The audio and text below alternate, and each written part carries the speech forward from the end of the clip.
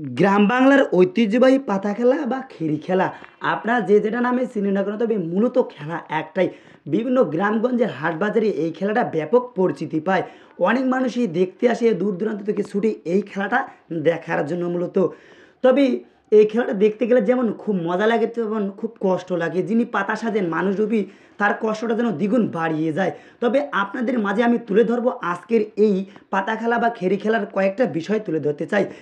তবে এই খেলাটা খেলতে গেলে অনেক গুণিক লাগে এবং পাতা লাগে। তবে মানুষ দিয়ে যদি পাতা সাজানো হয় তবে মানুষে লাগে। তবে এখন আপনাদের কয়টা বিষয় তুলে ধরতেছি। মাঠের চতুর্পাশে 4 থেকে 5টা গুণিক ছেড়ে দেওয়া হয় তাদের শক্তি পরীক্ষা করার জন্য, এবং মাঠের মধ্যখানে একটা কলা গাছ পোতা হয়।